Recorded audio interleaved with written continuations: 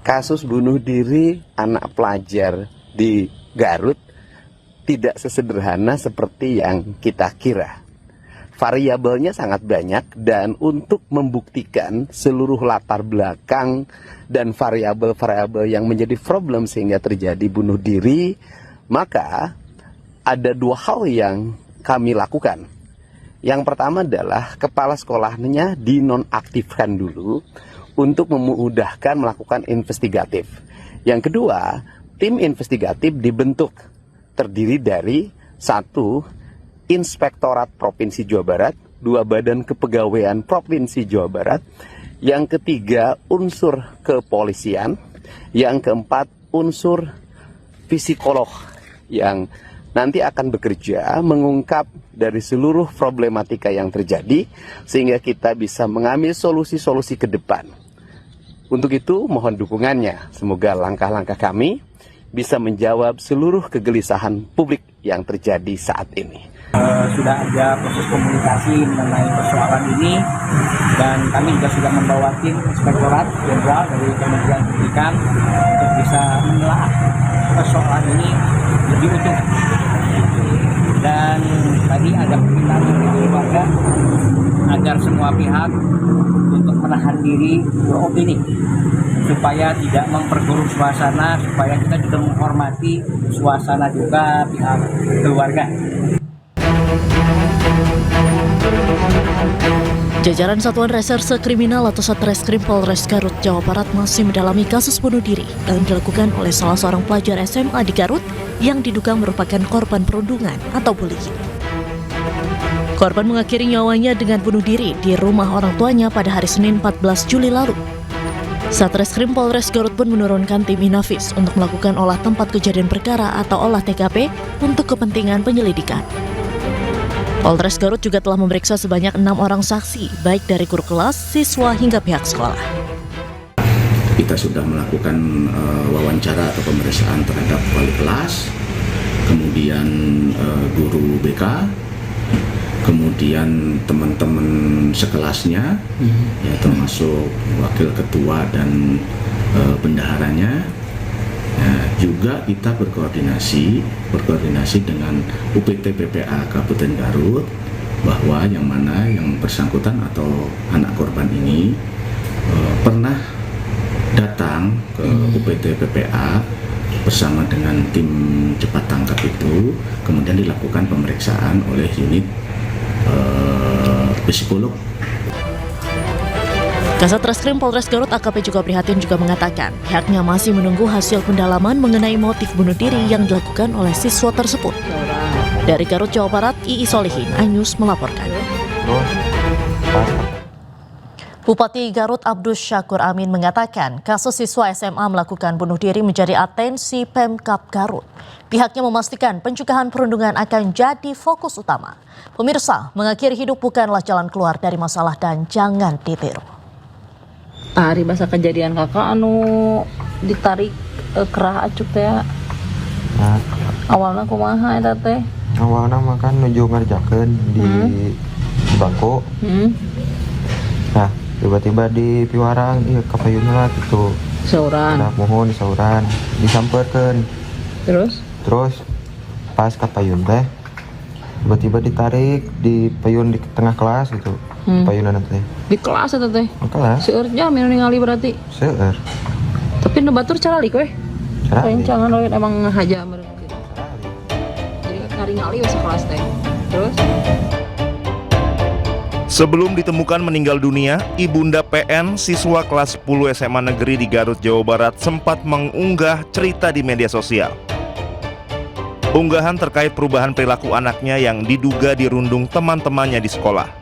Ibu korban juga mengungkap anaknya tidak naik kelas dan disarankan pindah sekolah. Korban diduga mengalami depresi dan ditemukan tidak bernyawa pada Senin pagi 14 Juli lalu, tepat di hari pertama masuk sekolah setelah libur panjang. Sementara pihak sekolah menegaskan tidak ada perundungan terhadap korban. Bupati Garut, Abdus Syakur Amin mengatakan kejadian ini menjadi atensi Pemkab Garut. Pihaknya memastikan pencegahan perundungan akan menjadi fokus utama. selama ini belum ada, menurut saya masih dalam proses pengumpulan data ya, belum ada proses pemanggilan dari polisi dan lain-lain. Ya kita ikuti saja. Saya berharap bahwa ini lebih pendekatannya persuasif ya, artinya tidak terlalu kaku, kemudian juga lebih ke pendekatan hukum ya. Itu yang saya berharap bahwa ini jadi pembelajaran bagi kita semua supaya tidak terjadi lagi. Kalau kami di sini lebih fokus, selain itu juga kami sekarang lebih banyak fokus intens upaya menggunakan kesempatan MPLS ini untuk mensosialisasikan tentang upaya untuk pencegahan bully dan juga pelecehan seksual. Para orang tua dan guru diimbau agar lebih memperhatikan putra-putrinya. Jika menemukan tanda-tanda gejala depresi, segera konsultasi dengan ahli. Adapun perundungan merupakan perbuatan keji dan mengakhiri hidup bukanlah jalan keluar bagi setiap masalah. Dari Garut, Jawa Barat, Ii Solihin Anyus melaporkan.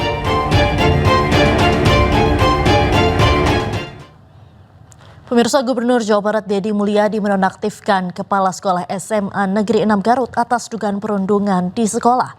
Sementara itu, usai mendatangi rumah korban, Wakil Menteri Pendidikan Dasar dan Menengah Fajar Riza Ulhaq meminta semua pihak menahan diri untuk tidak beropini.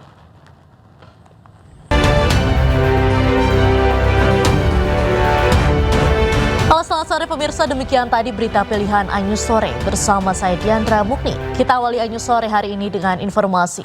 Diduga akibat kebocoran tabung gas, tempat usaha pembuatan kulit lumpia ludes terbakar. 3 orang karyawan mengalami luka bakar.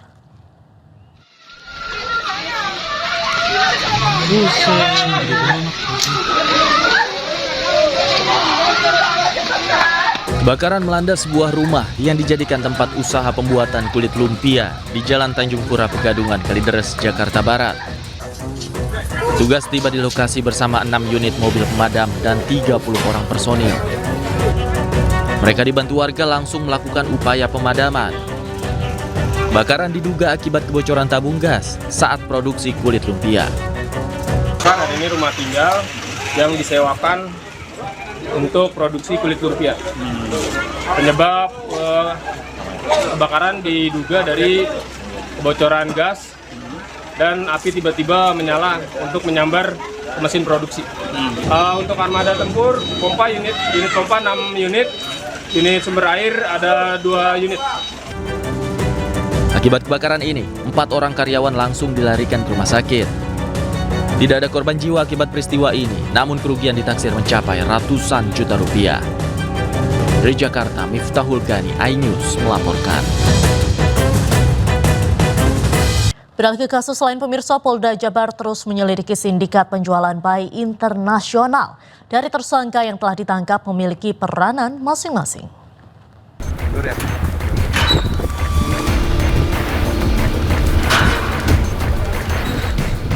Polda Jawa Barat menetapkan 13 orang tersangka atas kasus penjualan bayi ke Singapura. Selain menetapkan 13 tersangka, petugas juga melacak orang tua kandung dari 25 bayi yang telah berhasil dijual untuk diperiksa. Polisi juga terus menelusuri jaringan pembuatan identitas bayi hingga pembuatan kartu keluarga untuk dokumen keimigrasian palsu. Tersangka yang ditangkap memiliki peran masing-masing, di antaranya sebagai perekrut bayi hingga berperan sebagai orang tua palsu bayi-bayi malang tersebut. Untuk perannya dari masing-masing ini mempunyai peran yang berbeda-beda. Ada dari mulai perekrut, kemudian ada yang selaku penampung. Penampung ini juga dia selaku pengasuh. Kemudian ada yang berperan sebagai pencari dokumen atau pemalsu dokumen, ya, yang mengurus dokumen demikian. Kemudian ada yang berperan juga sebagai perantara, kemudian ada yang berperan sebagai pemodal, dan ada yang berperan sebagai pengantar atau orang tua palsu. Hingga kini masih ada 3 orang yang dikejar oleh petugas yang diduga berada di Pontianak. Ketiganya berperan sebagai donatur, agensi, dan penampung bayi-bayi malang tersebut. Tim Liputan iNews melaporkan.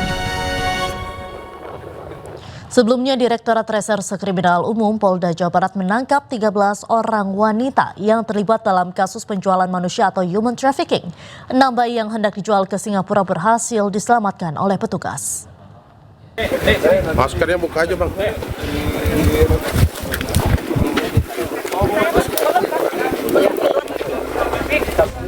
Total ada 13 orang wanita muda diamankan di Reskrimum Polda Jawa Barat karena terlibat tindak pidana perdagangan orang atau TPPO.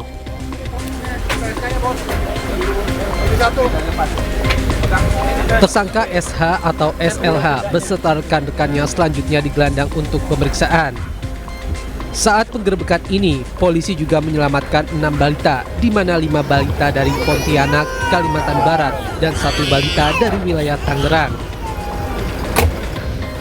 Rencananya ke-6 balita hendak dijual di Singapura. Kasus bermula saat polisi mendapatkan laporan terkait penculikan anak. Usai dilakukan pengembangan dan diketahui para balita ini berasal dari Jawa Barat.